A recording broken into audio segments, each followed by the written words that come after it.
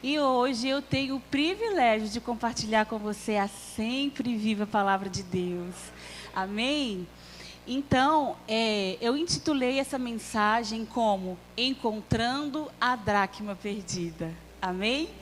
E eu tenho certeza que essa palavra vai tocar a sua vida, em nome de Jesus. Eu posso fazer uma oração?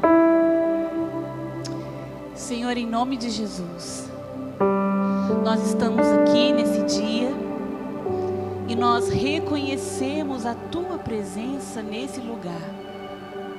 Te damos toda a honra, toda a glória. Tu és bem-vindo, Espírito Santo. Que nós possamos, Senhor, em nome de Jesus, estar atento à Tua voz. Que as nossas mentes agora possam estar submetidas ao Teu Espírito. Em nome de Jesus, declaramos que a nossa mente está cativa agora à obediência de Cristo. De que nada, Senhor, absolutamente nada vai nos impedir de receber tudo aquilo que o Senhor liberou para nós nesse dia. Nós te amamos, Senhor.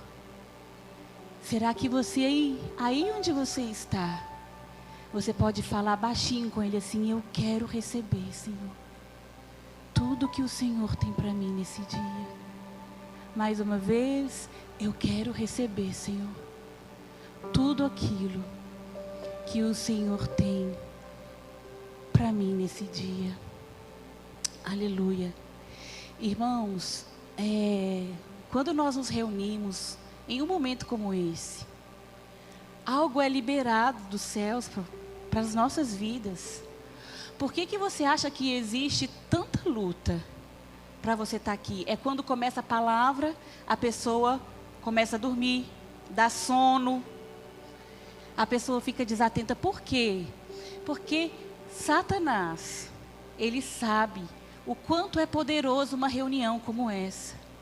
O quanto que um momento como esse pode mudar de uma vez por todas as nossas vidas. Mas você, em nome de Jesus, todos que estão aqui, vão receber tudo aquilo que Deus tem. Amém? Ontem eu estive ministrando lá na central e foi poderoso. Era uma presença de Deus que nós sentíamos e aqui também não vai ser diferente. Amém? Como eu disse para vocês, eu intitulei essa mensagem como Encontrando a Dracma Perdida. E eu queria ler com você Lucas 15, do 8 a 10. Qual é a mulher que, tendo 10 dracmas, se perder uma, não acende a candeia, varre a casa e a procura diligentemente até encontrá-la? E tendo-a achado, reúne as amigas e vizinhas dizendo: alegrai-vos comigo, porque achei a dracma que eu tinha perdido. Eu vos afirmo que de igual modo há júbilo diante do céu, diante dos anjos de Deus, por um pecador que se arrepende. Quando nós vemos esse capítulo de Lucas 15, todo esse capítulo vai falar de parábolas. A primeira parábola, bem no início, é do bom pastor. Aquele pastor que tinha 100 ovelhas e ele percebeu que faltava uma ovelha. Ele estava apenas com 99. E ele largou tudo e foi atrás da ovelha perdida. Em sequência, essa da dracma que eu acabei de ler.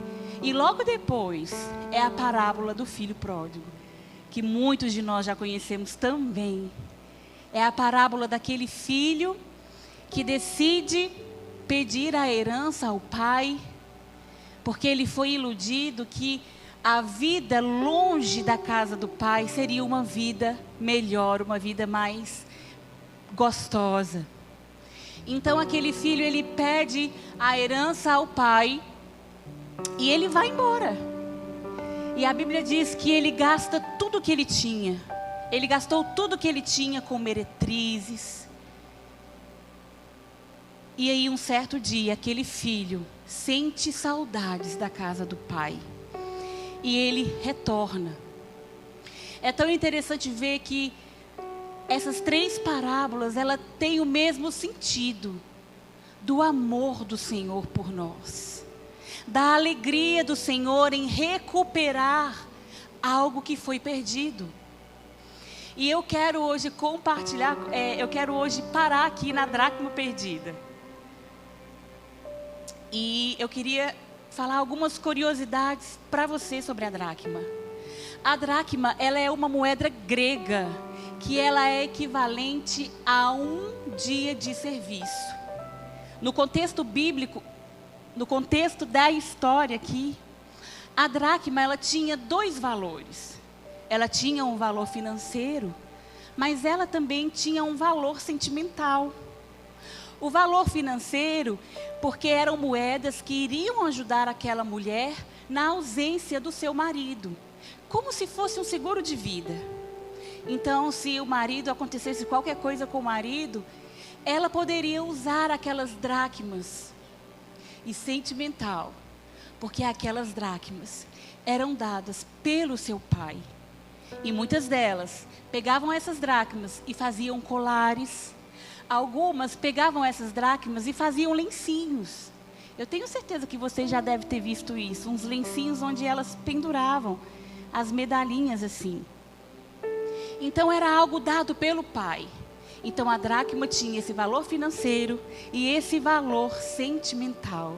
Amém? Decida encontrar o que foi perdido. Aquela mulher, ela decidiu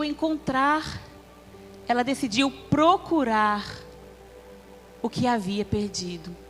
Ela tinha consciência do que ela havia perdido.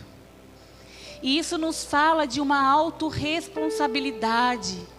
Ela não culpou outras pessoas. Ela não ficou pedindo ajuda a outras pessoas.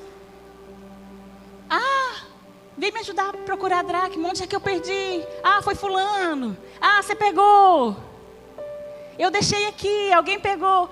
Nós não vimos esse comportamento nessa mulher. Ela simplesmente decidiu procurar o que ela havia perdido. Mesmo ela tendo as 9 dracmas, ela foi procurar aquela que ela havia perdido. Porque ela tinha consciência do valor individual que aquela moeda tinha para ela. Ela entendeu a importância. E quantos de nós, no meio da nossa caminhada, perdemos tantas coisas e não valorizamos aquilo que se perdeu. Principalmente se for perdido dentro da nossa casa. Depois eu procuro. Outro dia aparece. Mas, em nome de Jesus, eu falo isso profeticamente no seu espírito nesse momento. De que tudo que foi perdido um dia em sua vida, você há de encontrar hoje mesmo, em nome de Jesus. Depois que essa mulher, então, ela decidiu procurar, a primeira coisa que essa mulher faz é acender a candeia. Acenda a candeia. E é tão interessante a gente observar algumas coisas. As casas naquela época eram casas bem diferentes da nossa casa que a gente tem nos dias de hoje. Era uma arquitetura totalmente diferente. As casas eram muito pequenas e não havia janelas. Havia apenas uma abertura lá em cima para que houvesse ventilação naquele lugar. O chão era um chão irregular, muitas vezes feito por pedras. E as pedras, que eram bem pertinho uma da outra, assim, haviam frestas. Sabe, aquele lugarzinho assim que era difícil de procurar alguma coisa. Então, essa era a realidade de uma casa naqueles dias. Bem diferente das nossas casas, na verdade. Hoje, talvez, se cair uma moeda no chão da nossa casa, facilmente a gente consegue achar. Muitas das vezes o chão é branco, todo certinho, planinho. Talvez seja muito fácil achar hoje uma moeda no chão da nossa casa nos dias de hoje. Então, vamos imaginar esse ambiente, um ambiente pequeno, um ambiente escuro, um ambiente com um chão irregular. Mas a luz de Cristo precisa entrar em nossa casa. E quem é essa luz? Jesus é a luz. Jesus é a luz que ilumina nossa casa, a escuridão que há em nossa casa muitas vezes. Lá em João 8:12 diz assim: de novo lhes falava Jesus dizendo: eu sou a luz do mundo. Quem me segue não andará nas trevas, pelo contrário, terá a luz da vida. Em João 12:46 diz assim: eu vim como luz para o mundo, a fim de que todo aquele que crê em mim não permaneça nas trevas. A sua casa não pode escurecer. Quando a luz de Cristo entra, toda a escuridão vai embora. Eu não sei se você já teve a experiência de estar em um lugar muito escuro. Naquela escuridão absoluta onde você não consegue enxergar um palmo na sua frente. É tão interessante que, por menor que seja, por mais pequena que seja, que entrar um pedacinho de luz, aquela luz já faz toda a diferença naquela escuridão. E quantas vezes, eu não sei se você já passou por essa experiência também, de estar na sua casa e acabar a luz. Por mais que você esteja em um lugar confortável, em um lugar conhecido, onde você sabe onde está tudo no lugar, onde você sabe onde as coisas estão, mesmo assim, você acaba batendo e tropeçando em algumas coisas. Jesus precisa entrar em meio à nossa escuridão. Jesus precisa entrar. Ele é a luz. E a Bíblia, a palavra de Deus, ela sempre vai denunciar o nosso coração. Ela sempre vai mostrar o estado que nós estamos. Todas as vezes que Jesus jogou luz na minha vida, eu percebi o quanta escuridão ainda havia dentro de mim. Quanta escuridão havia dentro de mim. Mas você pode falar: ah, pastora, eu já sigo Jesus há tantos anos. Eu também. Eu sigo Jesus há muitos anos. Eu só não vou revelar, porque senão você vai descobrir a minha idade. Então eu não posso falar. Mas mesmo diante de tantos anos, buscando a luz de Cristo, ainda há escuridão em mim. Ainda há coisas que eu preciso entrar no meu quarto, fechar a porta e pedir ao Senhor: Senhor, joga luz na área da minha vida, nessa área da minha vida. Senhor, eu não consigo. Jesus é a luz que nós precisamos, e a grande verdade é que nós não temos nos dedicado a buscar essa luz o tanto que deveríamos. Maratonamos em seriados, maratonamos em Netflix, em novelas, WhatsApp, Google. Passamos horas ali. Mas quanto tempo nós temos parado diante daquele que tem luz, que tem vida para nos tirar toda a escuridão que há em nossa vida?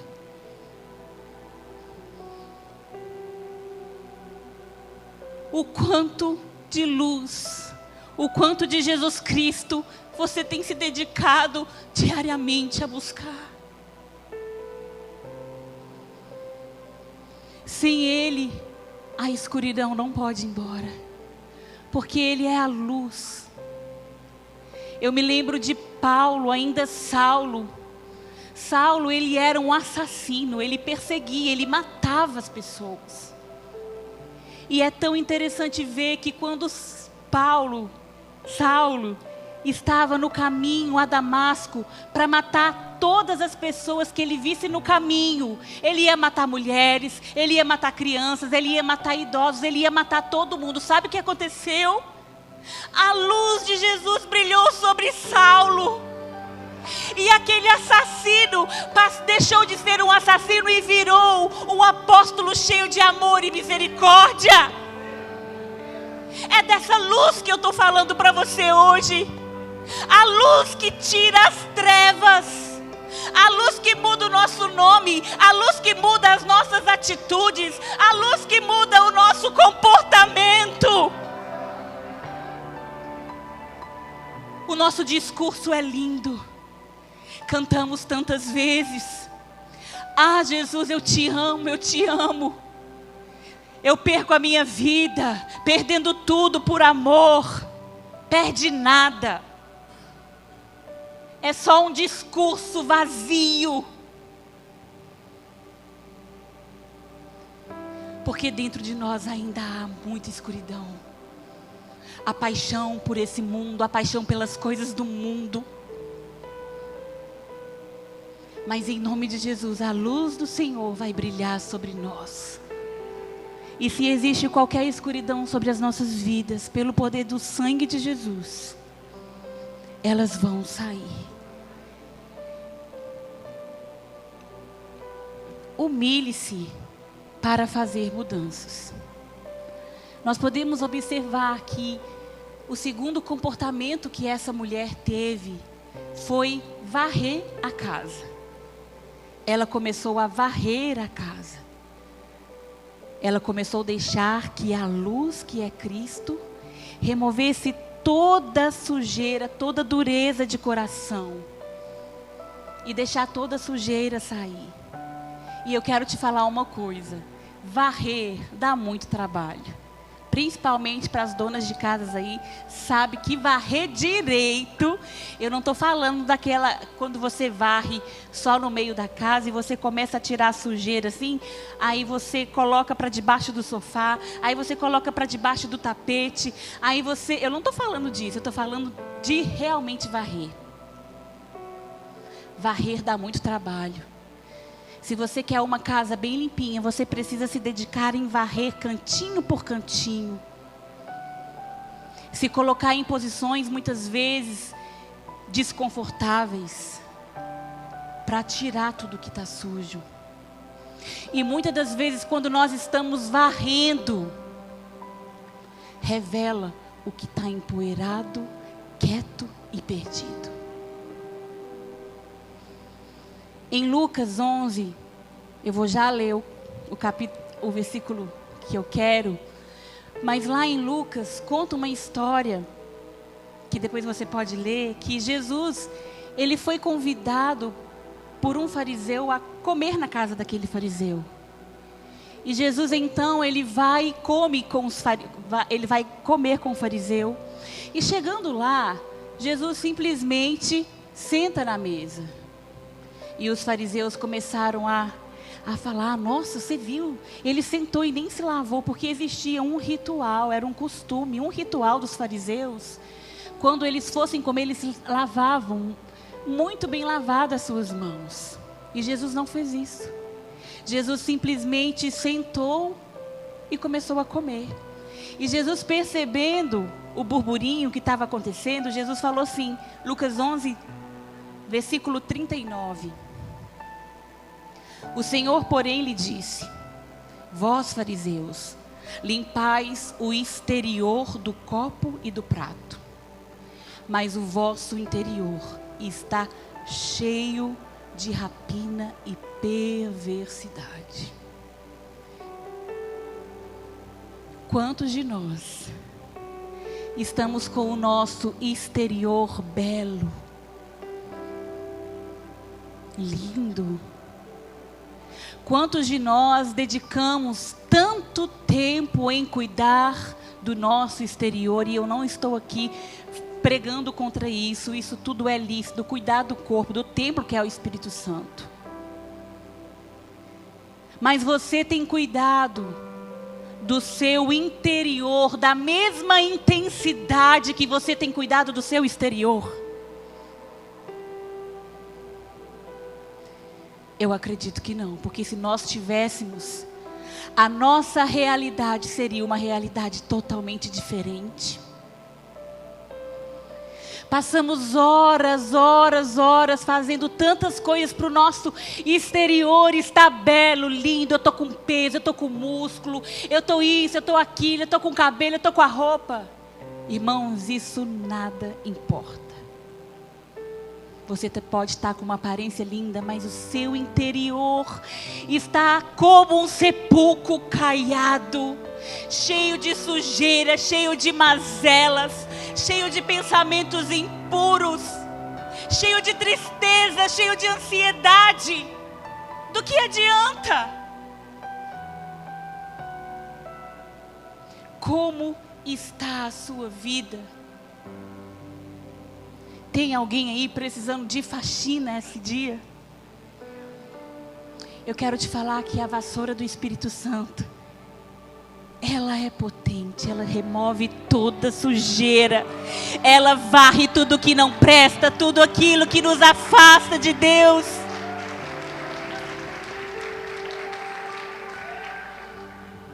E é somente varrendo, que nós vamos encontrar o que foi perdido. Existem tantas coisas em nós que estão perdidas, que nem você sabe que está aí dentro, mas a sujeira, a poeira, a escuridão não tem deixado você ver o quão belo são as suas dracmas. O quão belos são as suas dracmas. Nós podemos ver que aquela mulher, ela foi diligente em sua procura. Seja diligente em sua procura. E o significado de diligente, segundo o dicionário, é ativo, aplicado, zeloso, cuidadoso, que tem prontidão, rápido e ligeiro. Aquela mulher, ela procurou até encontrar. Não existia a possibilidade de não encontrar. Não existia um plano A. Quer dizer, não existia um plano B. Ela não foi falando assim, se eu não achar. Ela procurou até encontrar. E eu queria mostrar para você agora uma foto.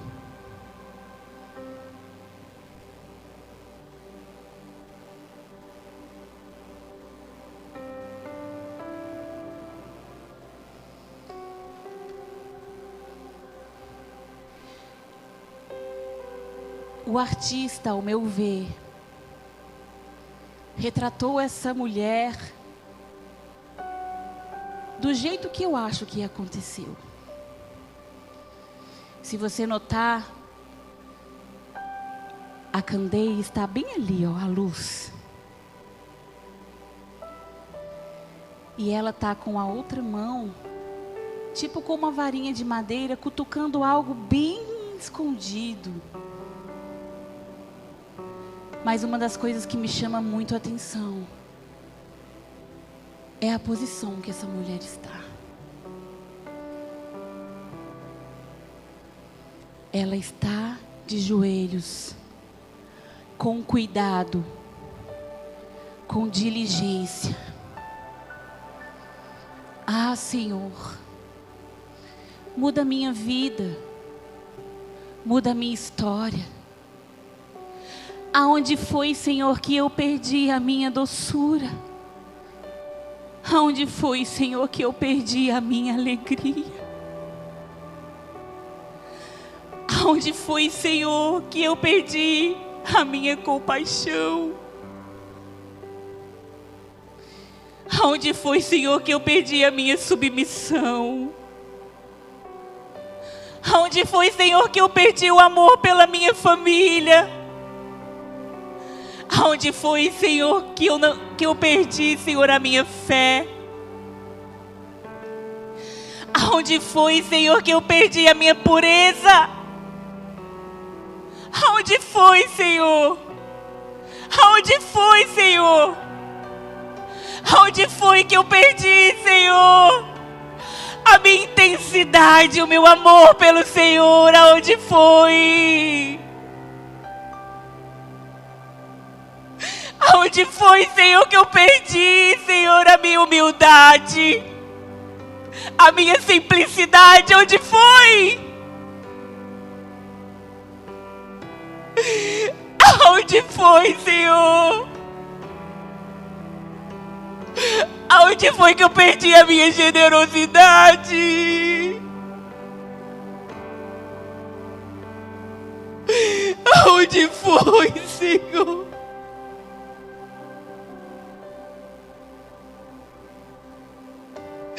Aonde foi, Senhor, que eu perdi o meu respeito? Que eu perdi, Senhor, a minha fé? Aonde foi, Senhor?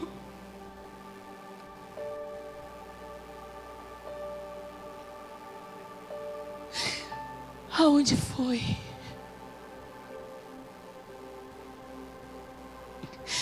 Tem coisas que nós só encontramos novamente de joelhos.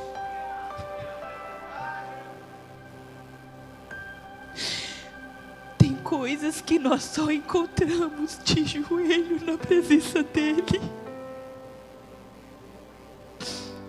E todos nós aqui estamos precisando orar mais. Porque se nós orássemos o tanto que deveria, se nós buscássemos essa luz que é Cristo do jeito que deveria, a nossa vida, as pessoas ao nosso redor estariam diferentes. Mas aí você pode falar assim: ah, pastora, você não conhece a minha vida, eu oro. Ora sim, mas você ora, nós oramos por conveniência. Oramos por conveniência. Oramos porque nós sabemos que nós precisamos dEle, que nós não tem vidas se não for com Ele. Oramos por um carro novo. Nós já temos um carro, mas nós queremos mais. E não tem nada errado ter carro novo, tá, irmãos?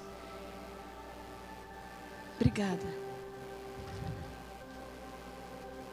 Oramos por um carro novo. Senhor, me ajuda a trocar de carro.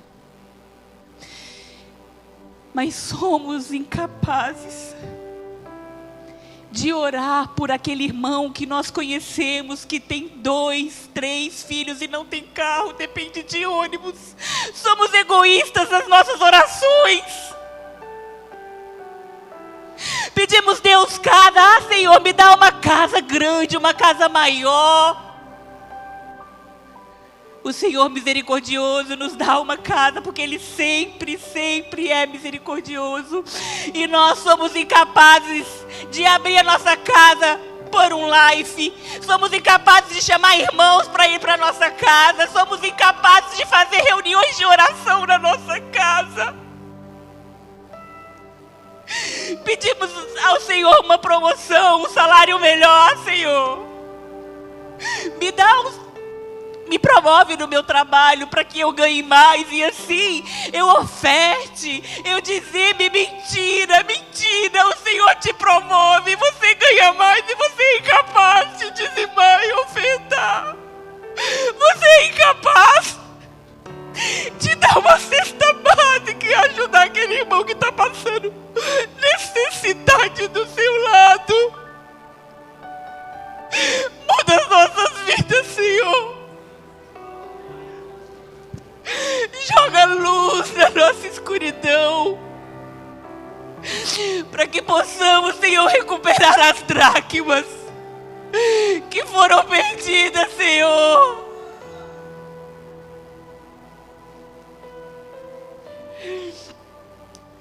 Ai, Senhor, eu estou falando isso para vocês, irmão, mas essa palavra me moeu tanto. Eu falava, Senhor, eu acho que eu não vou conseguir, o Senhor vai.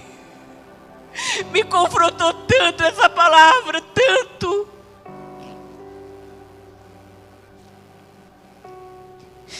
Mas nós podemos ver que quando essa mulher, então, ela encontrou a dracma, ela começou a transbordar na vida dos outros.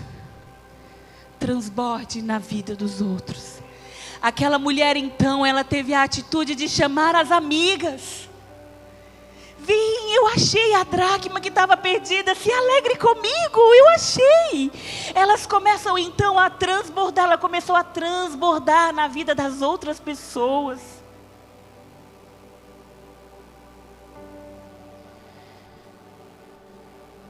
Por que você acha que Jesus falou assim?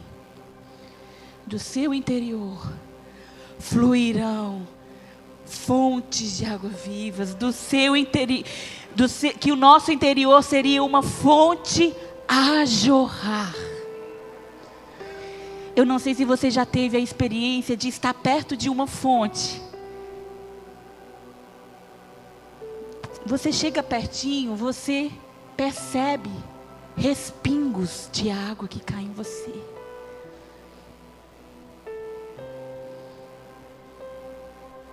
Esse é um dos chamados de Deus para nós.